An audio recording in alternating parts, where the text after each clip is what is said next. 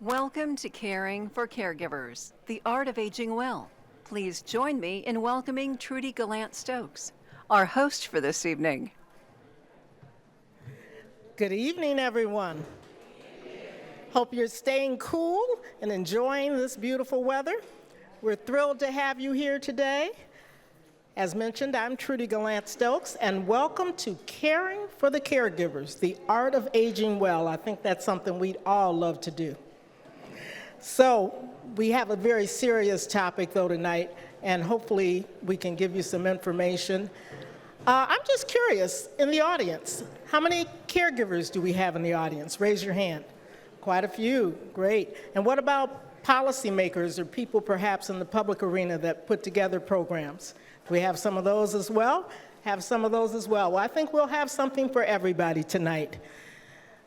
An estimated 1.7 million people in Michigan serve as unpaid caregivers. That's 23% of the population. So needless to say, a program like this is very much needed. So as I mentioned, we're going to talk about the challenges and the joys, and we're going to celebrate caregivers tonight. Want to thank St. Patrick's Senior Center for having us, and thank you so much to their CEO, SaTrice Coleman-Betts. She's going to be on our panel.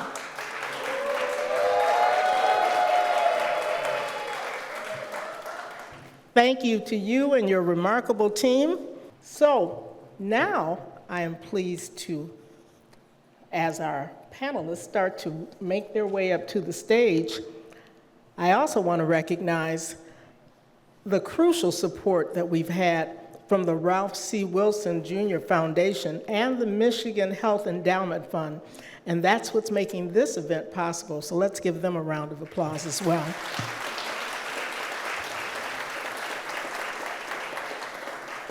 So please, panelists, carefully make your way up the stairs. To my immediate left, SaTrice Coleman-Betts. I mentioned her earlier. All right. Executive Director of this beautiful facility. So thank you so much again for having us, and we look forward to learning some more. Next to her is Ronald Taylor, President and CEO of the Detroit Area Agency on Aging, often called DAAA. And next to Ron, we have Christy King, Executive Director of Southeast Michigan Senior Regional Collaborative. Welcome, Christy. And down there at the end, Terry Plowden. She's thinking ahead. Man, what's this dance going to be like? It's going to be fun. I told you, it's going to be great. She's the dance instructor here at St. Patrick. So they had asked for me to ask you first about your agencies, but I just have to get the reaction to that documentary because I saw the entire thing, but I was sitting in the back. I could hear the reactions out here. My reaction, too, from the First Lady when she got that ridiculous phone call, and she said, you listen to that and see how that sounds.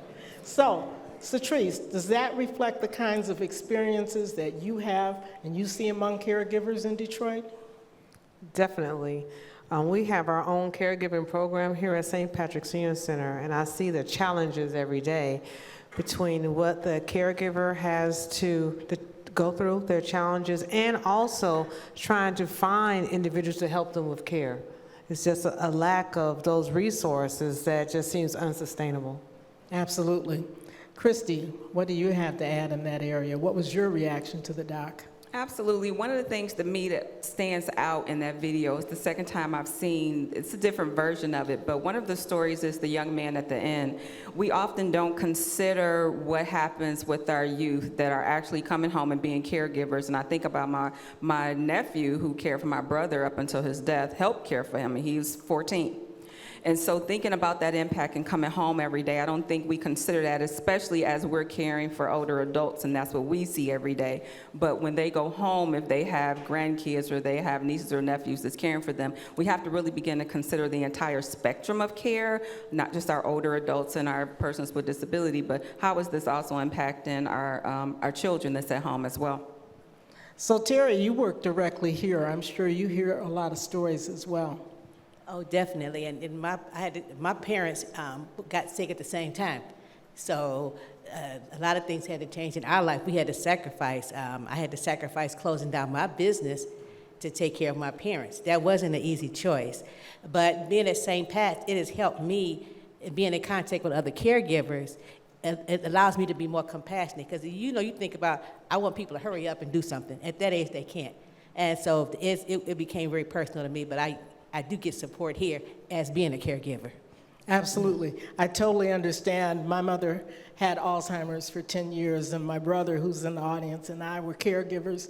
And she used to say to me sometimes, "You're really good at this. You should go into business." I said, "No, Mom, this is because I love you. I enjoy doing this for you. I don't know if I'd be able to do this as a job, but it's very important to have." And that's what you see in the audience here tonight, people who raised their hands, said they're caregivers, because those are people that are in their lives and people that they love. And so you step up, you do what you have to do. So SaTrice, tell me a little bit more about St. Patrick and some of the history. It's a rich history here in the services today. Definitely. St. Patrick's Senior Center, we're over 50 years old. It was started by Sister Mary Watson. We have a variety of programs. We're one of the larger health and wellness centers with the support of Detroit Area Agency on Aging, of course. They do a lot for us. It wouldn't be who we are without them. So we have a number of programs. Our Congress Meal program, where we cook food from scratch. We have bunches of exercise, dance classes. We even are teaching older adults digital literacy. So I have digital navigators who are seniors trained, and we're teaching VR. We're doing AI. We're in the community. We also have started with workforce development training because we know that many older adults are being forced to get back into the workforce for whether it's self-fulfillment or just needing that extra money, even if it's to pay for your health care. So we're training older adults to be entrepreneurs and community health workers. Okay. So Ron, since you're right next to SaTrice, talk about that, the interaction and how you, DAAA, as they say, how you're able to help others in the community. Yeah, DAAA, and it's easy to help entities such as St. Pat's because of the commitment and the heart and just the love in which SaTrice pours out, in which you could tell carries down to the rest of her team and to the services which they provide and how they connect to the community. So it makes it very easy. But at DAAA, we've been around for 45 years, and it's been our mission to try to do what we can to allow individuals to age in the community with grace and dignity. And we've done that by creating a system as far as a network of partners that allow us to provide what I say is a continuum of care. And that continuum of care essentially allows individuals to come to facilities like St. Pat's, in which you can do, I recall one of the first times I got to Detroit, I came here and tried to do a line dancing. And so that's part of what SaTrice has on me. She shows that video every now and then when she comes with Ask. But you can come in and do line dance, and you can participate in the VR programs. You can participate and play some pool, get a haircut. I mean, you can really do things as far as socialization. But then the continuum of care that we provide goes all the way to if you're homebound, if you need assistance in the home, in which we can send someone into your home to allow you to avoid going into a nursing facility and to receive care there. So what I would like to say is that what really has given us our North Star is the fact that we also created a report probably about 20 years ago or so, and that report was entitled Dying Before Its Time. And what it really reflected was in regards to the fact that we have individuals within our community that, because of the lack of access to health care and also because of lack of, having an increased rate of chronic illnesses or morbidities, that they were actually passing away at a rate that was 2.5 times more so than their colleagues in the rest of the state of Michigan. And so what we recognize is that there has to be some things in which we can do. So a part of it was for us to invest in evidence-based programs and community wellness centers like St. Pat's. But the other aspect of it, and that's a long story, but what I wanted to say is that we knew that caregivers were the backbone of that system and that we needed to do more to support caregivers. So that's DAAA's role and engagement in this process. Absolutely. Sounds wonderful. Christy, I know that your organization is very collaborative and you bring in a number of different organizations. So what resources, what things are available? So one thing that's unique about the Senior Regional Collaborative is that we're a network of organizations. So we're not a direct service provider, but what we do is bring those direct services providers together, opportunities for them to collaborate on different levels, to convene among one another. So those small organizations get an opportunity to work with organizations like DAAA. Both of them are both members of the SRC as well. One of the unique things that we do as well is our Changing the Care Conversation Coalition. So it's not a support group. We give that to the direct service providers that do this every day, like DAAA and St. Pat's. But what our opportunity is to bring those organizations together and to bring caregivers, family caregivers together, to really have conversations on different levels around how caregiving impacts them. So really putting resources together, thinking about how it looks education-wise with workshops and other issues like that. So for us, we're really that place where we can bring organizations and people together to really look at resources. People contact us, we actually refer them out back to our member organizations, and we are across a number of counties. So we are Wayne, Oakland, Macomb, Livingston, St. Clair. So it's legal services, it's providers that do a number of different things in and throughout the community for older adults, persons with disabilities, and caregivers alike. So we're a little bit unique because we are not a direct service provider, but we can be that place where people can come, get some questions asked, and we can refer them back out into the community, and a place to come and convene. So I know that there were vendor tables downstairs, and I'm assuming is there information downstairs, and you'll have an opportunity even afterwards if you didn't get a chance to stop by those tables to get some information afterwards. Terry, I'm sure you see incredible transformations because dance, man, my mom used to dance till the very end. You know, that's something they always love. So tell me about how it transforms different types of people here at St. Pat's. Well, some of the people that are in my class were dancers before they, aged out. And one of my students here was a figure skater. Wow. And so she wanted something to do afterwards, because once you get to a certain point, those grand jetés and pliés, they just don't work on your body anymore. So, but you still want to be active, and you still want to be a part of the dance community. So I think belly dance and other types of hustles and all that gives you a chance to stay in contact with the dance community. And it teaches you, it works on your memory, your flexibility, and it just keeps you happy. And after class, we always talk and tell each other good stories and give each other support. Because to being a caregiver, it can get you down sometimes. So once we laugh and have a good time and turn and look at each other and mess up the routines and do them over again, you know what I mean? We just want to be happy and not and know that we are going home to be caregivers at the end of the day. That's awesome. So I know you have to slip away in a minute to get ready for your performance, but I just have some general questions for the panel, and you can slip out if you need to, Terry. As she mentioned, I think a lot of caregivers feel invisible because they are so involved and so wrapped up in trying to take care of that loved one.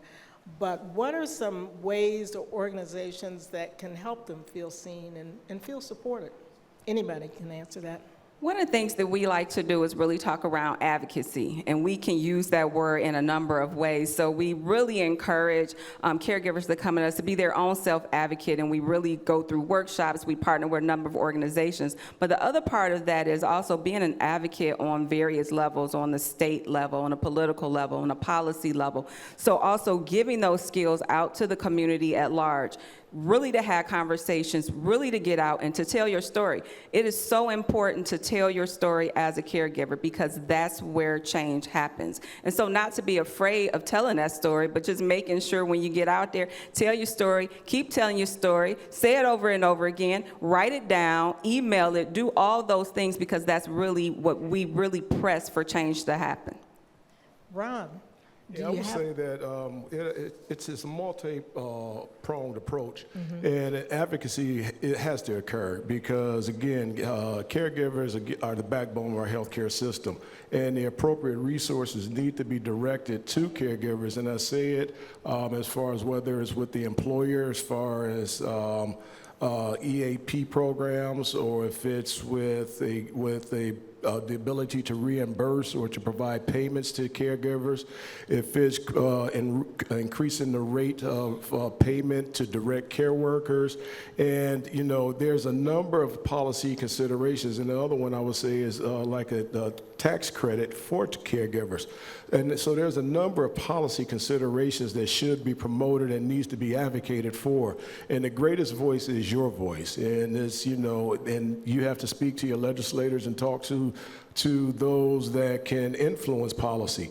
But I would also say to recognize the realities of what's occurring in the real world and what's happening is that we work with a number of partners, and we also have one of our team members is here today as far as Crystal White, as far as providing caregiving services.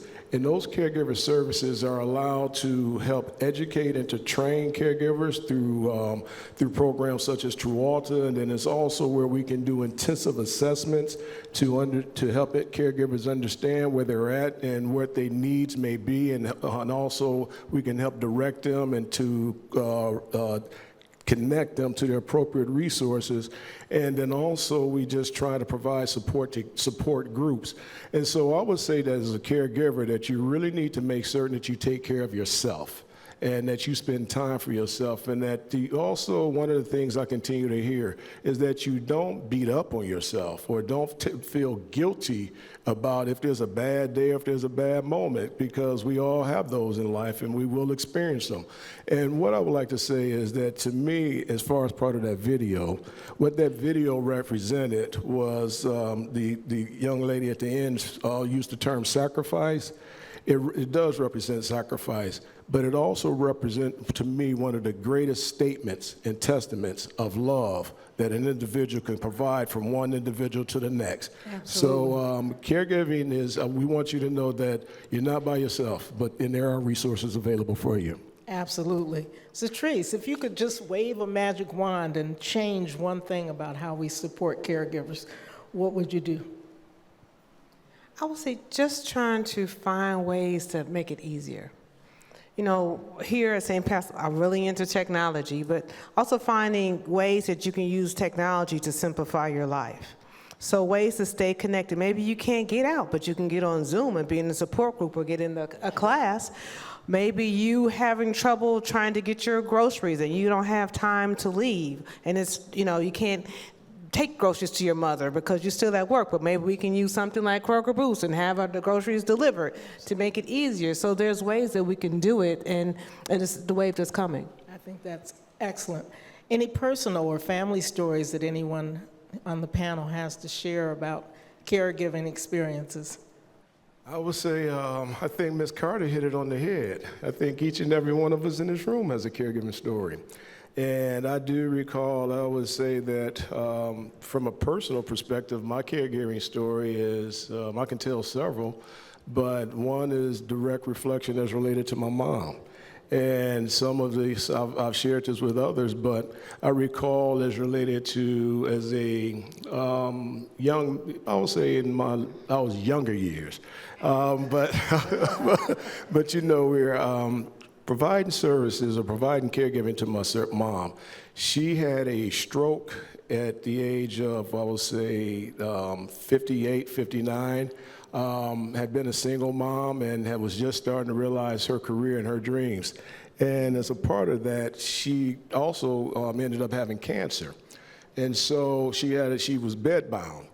And at that time, I was living in Georgia, and so I was coming back and forth on a regular basis. But, you know, just the family dynamics, I had two siblings that were in Toledo, Ohio. One sister gave up her home and moved in with my mother. One sister was somewhat MIA, and so it created some tensions between the two sisters. And I would have to come home and I would feel guilty because I was long distance. And so being a long distance caregiver puts you in another pickle. And so, but I recall one weekend specifically, I came home with my mother. And for the longest period of time, she would not allow me to be around when she was being bathed or clothed or anything of that nature. And it happened to be one particular point in time, there was no one around. And she said, can you bathe me? That was the most humbling experience that I ever had. And I really questioned how much did I love my mother. And it took, it was the most emotional experience that I had, but it made me realize how difficult and how personal and how emotional caregiving truly is. Absolutely, absolutely. I'm sure we probably have some experiences or reflections from the audience. Is there anyone in the audience that wanted to make a remark or had a question? I have done caregiving about 40 years. My concern is that the seniors are over-medicated. I see I could cry about it. 12 pills in the morning and 12 pills in the evening. They're dead now, some of them. Yeah. You know, and Well, you are a saint, and thank you. You're an unsung hero. Thank you for your service. Here's another hand up over here, and then one in the back. He's coming from this way.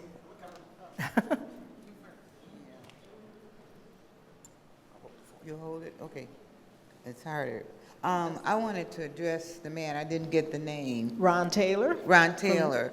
I can empathize and sympathize with you because I'm a female, and my first time bathing my own mother was emotional. So I don't know how you handled that, because if a female had problems bathing her own mother, you know, it really is emotional. And my other thing is, communities don't know about you. So I think that that's a major problem. And the only way I find out about you is because I go to different seminars. But no one in the community, I think someone needs to address that. We like to say that we're the best kept secret, and I think you're correct that a lot of times we don't interact with folks until there's a crisis. But we want you to know that we're your senior solution, and please reach out to us if we could be a support, along with Christy and the SRC, and also SaTrice at St. Pat's. A question in the back here? Not a question. My name is Valerie Seawright, and I've been a caregiver for over 20 years. I've been a caregiver for my mom since I was 8. And it was 4 of us. It's 3 of us now. But I've been the main caregiver for my mom. I lived in Ohio for the 27 years. I just been back here for 2 years because she was diagnosed with something, and I can't be there and be here. But every time, I'm always here. Caregiving it's hard, but it's also rewarding to put a smile on her face, even when she's down and out. She wants to go, I'm taking her. So it is something that's in here, and you have to give back if you're expecting to get something back. And all I want back is a smile on my mama's face, day in, day out. It don't matter what the task is, I do it with a smile. Well, thank you. That is so key, and everybody should hang on to those suggestions because your resilience is incredible, especially at such a young age. So this is going to be, I think, our last one because you look good. I'm very close to 70. No, yeah, you look excellent. So thank you. Yes. Thank you for hanging in there and being dedicated. Hi, my name is Rukia Katuano. I started caregiving as a caregiver for a family member too, my uncle. And once he passed away, I relocated to Texas, and then I pursued caregiving as a career. I'm transitioning from healthcare and administration into caregiving. Had always wanted to do nursing.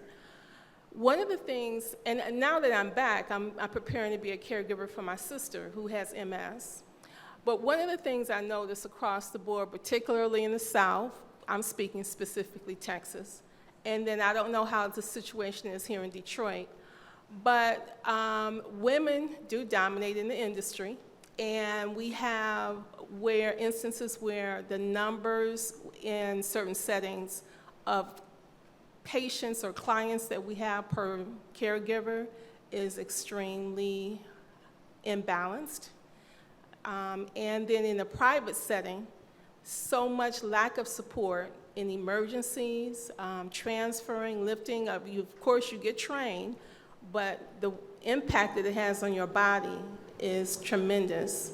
So having balance in a caregiver's life is almost next to nil, and the amount of stress and strain on the body, having the ability to have an offset of the weight, the duties, sometimes the management, of course, of medication, and the administration side, because we are oftentimes filling in the gap for what the family doesn't do. Mm-hmm. A little bit closer. There you go. What can be done to provide filler in the gaps? I know you mentioned community health workers. Is that going to be used as a support in a system of home health care? Anybody want to take that? For us, training community health worker is both. It's home health care and social support connection to resources and benefits. So I know we could go on and on because there's so many questions and issues, but this one gentleman in the front, I'm sorry, I missed him, is the person with the microphone. This will be our final comment. I think she's coming from the back. And remember also to go to the DetroitPBS.org website, because there are a lot of resources on that website, not only the documentary, but there's other information. Once again, thanks to the Ralph C. Wilson Foundation. Thank you. Really, as far as there needs to be more services. Again, if you have Medicare, and if you actually need more in-home services, let's say you have to go to a nursing home. You got to spend all your money down. So we have archaic systems, like the Medicaid spend down needs to either be adjusted to the year 2025. So we have to have a lot more services. Me being a millennial, I'm not saving as much money as I could. So what happens to when I turn 65, 70? We're gonna have a cliff if we do not unify together. So these are things. Let your lawmakers know they need to understand, and there is a part in that documentary that we didn't air today that talks about that as well. Is there anything that any of you would like to add about recommendations of how to make sure that people understand that need?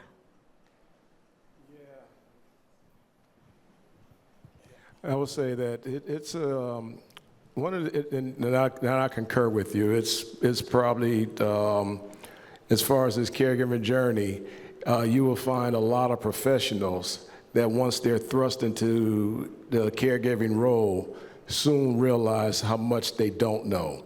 But what I will do is say, just continue to reach out, and nationwide there's a network of whether it's area agencies on aging, whether it's senior centers, or whether it's entities that work with the Senior Resource Collaborative or groups like that. Just continue to search and to ask questions, because it can be a very difficult journey. Thank you so much. Let's give a round of applause for our panel, SaTrice, Ron, and Christy. And I'm sure they'll probably be around a little bit longer if anybody else has another question that they need to ask. But we are going to get out of the way because we have a great surprise to wrap up the evening, our performers. And so Terry, can you come out and tell us a little bit about what we're going to see? Thanks again, and we're going to move these chairs out the way so everybody can see. Come on out and we'll chat for a minute while they're getting organized. Look at this gorgeous outfit. All right. Hey, I need to get up here. I need to work on a little belly slimming down. All right. So tell me about the group, and I know you do a number of different types of dances. I saw something on Vimeo of you all doing a line dance. Okay, so what we do is called cardio shimmy because we're shaking to get our heart rate up. And we want it to be fun. So some people didn't quite understand what belly dance meant. They were kind of stuck. But they said cardio shimmy, that sounds like a lot of fun. And that way we're not boxed into one particular music genre. We dance off of everything. We do hip hop, we do rock and roll, any kind of music you can think of. We just like to have fun. All right. And what is the name of your dancers? Do they have a name? Yeah, we call the Divine Divas. All right. Woo-wee. Well, ladies and gentlemen, the Divine Divas of St. Pat's.